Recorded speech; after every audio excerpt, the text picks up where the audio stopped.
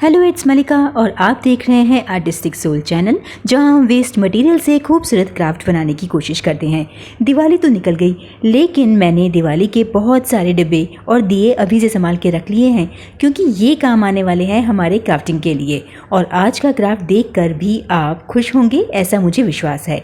हर बार दिवाली के बाद इन बचे हुए दियों से मैं कोई ना कोई यूनिक आइडिया और एक क्राफ्ट आपके लिए हमेशा लेके आती हूँ। मैंने इतने सारे क्राफ्ट बनाए हैं, अगर आप उन्हें देखना चाहें तो उन सभी का लिंक मैं नीचे डिस्क्रिप्शन में दे रही हूँ, ज़रूर देखिएगा। बेकार पड़े दियों के साथ साथ मटकों के इन बेकार ढक्कनों का इस्तेमाल भी मैं इसके अंदर करने वाली हूँ, जो कि इस क्राफ्ट में एक बेस का काम करेगा। तो सबसे पहले लेना है हमें मटके का ये ढक्कन, जो कि थोड़ा चौड़ा होता है। ये है मोल्डेड क्ले, जो हमने घर पर ही बनानी आपको सिखाई है। आपने अगर अभी तक ये वीडियो नहीं देखा है ना, तो नीचे लिंक दे रही हूँ, वहाँ से इसे जाके ज़रूर चेक कीजिएगा और घर में बनाने का ट्राई कीजिएगा, क्योंकि ये घर में बहुत ही बजट फ्रेंडली तरीके से बन जाती है और काम वैसा ही करती है जैसे मार्केट वाली क्ले करती है। तो मैंने इस क्ले को ले लिया है और अब इसे धीरे धीरे शेप देना शुरू करूँगी। सबसे पहले मैंने इसे पतला किया है, ऊपर की तरफ से पतला और नीचे की तरफ से चौड़ा रखते हुए इसे इस ढक्कन पर लगाकर शेप देने की कोशिश करूँगी। इस क्ले को शेप देने के साथ साथ ही इसे सपोर्ट देना भी ज़रूरी है, तो मैं यहाँ पर इन लकड़ियों की टूथपिक से इसे यहाँ पर सपोर्ट देने के लिए इसके अंदर इसे डालूंगी। सबसे पहले इसे आप डाल लेंगे और उसके बाद धीरे धीरे फिर से शेपिंग करना शुरू करेंगे। क्ले अगर आपने फ्रेश बनाई है तो ये थोड़ी सी ढीली ढाली रहती है, इसीलिए आप कोशिश करें कि आप इसे हल्का सा सूखने दें और फिर धीरे धीरे शेप देना शुरू करते रहें। बीच बीच में ये थोड़ा बहुत ऊपर नीचे होती है, तो ये ध्यान रखना है कि आप इसे हल्का सा ड्राई होने दें ताकि शेप देने में आसानी हो जाए। इसे देखकर अभी तक तो आपको आइडिया हो गया होगा कि हम यहाँ पर मोर बना रहे हैं। अब मोर है तो उसकी कलगी भी होगी, तो ये भी हमने गोल्डन वायर की छोटे छोटे पीस में क्ले को डालकर इस तरह से उसके सिर पर लगा दिया है और इसकी चोंच भी इसी तरह से बनाकर शेपिंग देके वायर की हेल्प से इसे यहाँ पर फिक्स करेंगे। तो हमारा मोर का ये वाला बेस पार्ट ना तैयार हो गया है। आप इसे बीच बीच में धीरे धीरे सेट करते रहें, क्योंकि क्ले में जैसा कि मैंने कहा है थोड़ी गीली होगी तो इधर उधर डोलती रहती है, इसलिए उसे बीच बीच में शेप देना ज़रूरी है। जब तक ये ड्राई होगा तब तक हम बाकी के दीपक पर काम करना शुरू करेंगे। ये दिवाली पर यूज़ किए हुए दिए हैं, जो वैसे तो कहीं यूज़ नहीं होते हैं, इसीलिए हम इनसे क्राफ्ट बनाकर इसका इस्तेमाल करते हैं। तो कुछ भी काम करने से पहले इन सभी दियों पर हम एक वाइट बेस करने वाले हैं। चाहे तो आप प्राइमर ले लें या जैसो ले लें, या फिर मेन जो कलर होते हैं आप वो भी ले सकते हैं। जैसो मैंने आपको ऑलरेडी बनाना सिखा दिया है, तो आप वो वीडियो भी ज़रूर देख लीजिएगा, क्योंकि वो भी बजट फ्रेंडली ही पड़ेगा। इन सभी दीपों पे रंग करने के बाद मैंने देखा, जब तक मैंने ये कलर किया तब तक हमारा ये पिकॉक वाला पार्ट जो था ना, वो बिल्कुल ड्राई हो चुका है। ड्राई होने के बाद मैं इस पर भी वाइट बेस कर दूंगी, ताकि जो भी हम इसके ऊपर कलर करें वो कलर थोड़े ब्राइट और शाइनी दिखें। ये कंप्लीट हो चुके हैं, इसे ड्राई होने रख दिया है। अब इसके बाद हम काम करना शुरू करेंगे इन सभी ड्राई हुए दियों पर। अब एक एक करके सभी पर वो कलर करने वाली हूँ जो कलर मुझे चाहिए। तो मैं यहाँ पर अल्ट्रामरीन ब्लू कलर और पर्शियन ब्लू कलर को मिक्स करके बनाने वाली हूँ। अल्ट्रामरीन ब्लू कलर वैसे तो बहुत ही बेकार होता है, इसके लिए अलग से मैंने वीडियो बनाकर आपको इसका रीज़न भी बताया था। वो अगर आपने वीडियो नहीं देखा है ना, तो उसे जाके देख लीजिएगा। इस कलर को मुझे सिर्फ ख़त्म करना था, इसी के वजह से मैं इसके अंदर मिला रही हूँ, वैसे इसे मिलाने की ज़रूरत नहीं है। मैं इन सभी दीपकों पे जो मैंने अलग अलग साइज़ के लिए हैं, उन सभी पे अलग अलग रंगों का कॉम्बिनेशन लेके ही इन पे कलर करूँगी। और आप जब भी ये एक्रेलिक कलर करें ना, तो सिर्फ एक दो कोट में ही इसे मत छोड़िए। आपको कम से कम भी ना 2 से 3 लेयरिंग करनी चाहिए, क्योंकि इन कलर का जो बेस है ना, वो तभी अच्छा लगेगा जब इस पर 2-3 लेयरिंग हुई हो।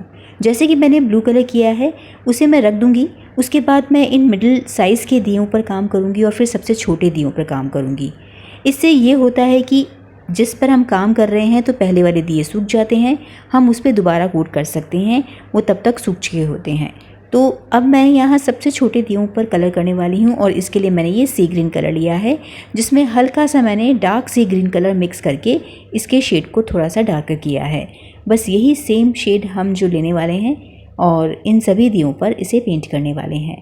आराम से इसे इसके ऊपर पेंट कीजिए, इसे सूखने दीजिए।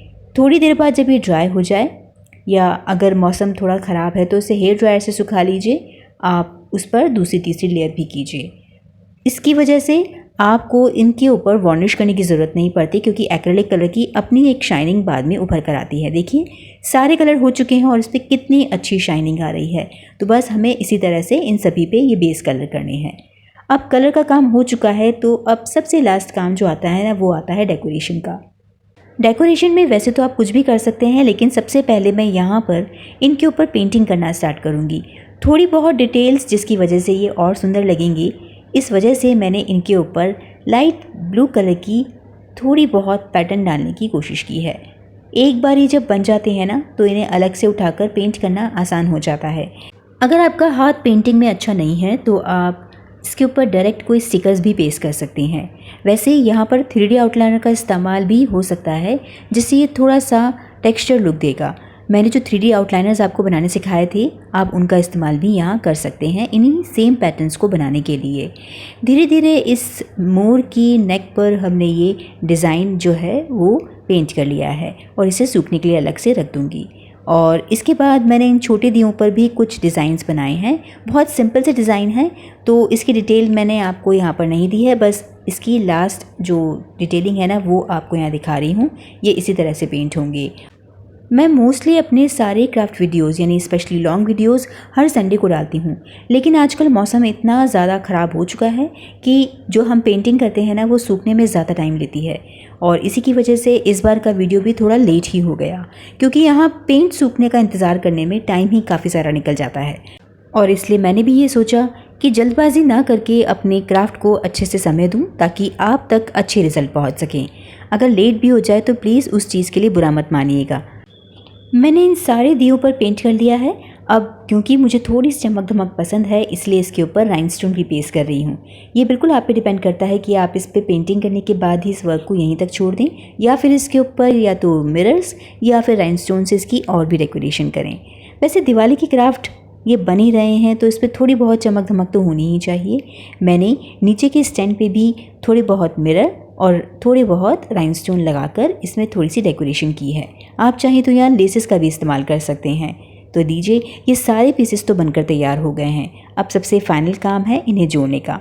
तो नीचे वाले इस दिए को उल्टा करके इस पे ग्लू लगाकर हम ऊपर वाले बेस को जोड़ेंगे, ताकि ये इस तरह से शेप ले। और उसके बाद एक और मिडिल वाले दिए को लेकर इस दिए के बिल्कुल बीचों बीच इसे पेस्ट कर देंगे।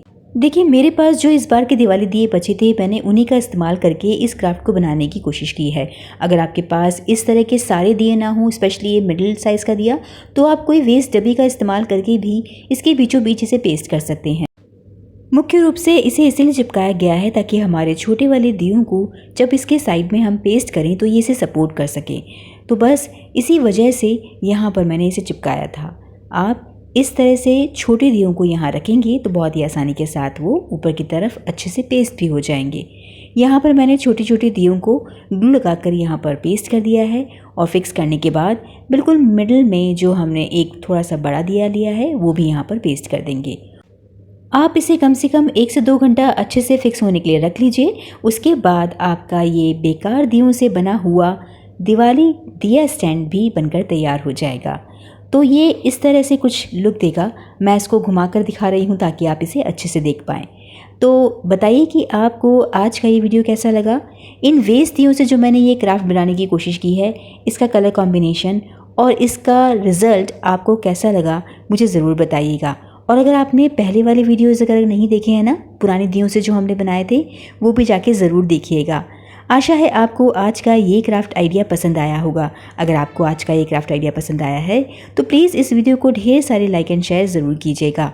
अगले संडे को या अगले मंडे तक मैं आपके साथ एक और नया क्राफ्ट आइडिया लेके आने वाली हूँ। अगर आप पुराने दियों से ही कुछ सीखना चाहते हैं तो मुझे कमेंट करके ज़रूर बताइएगा। अगले संडे को या अगले मंडे तक हम दोबारा मिलेंगे। तब तक के लिए कीप क्राफ्टिंग।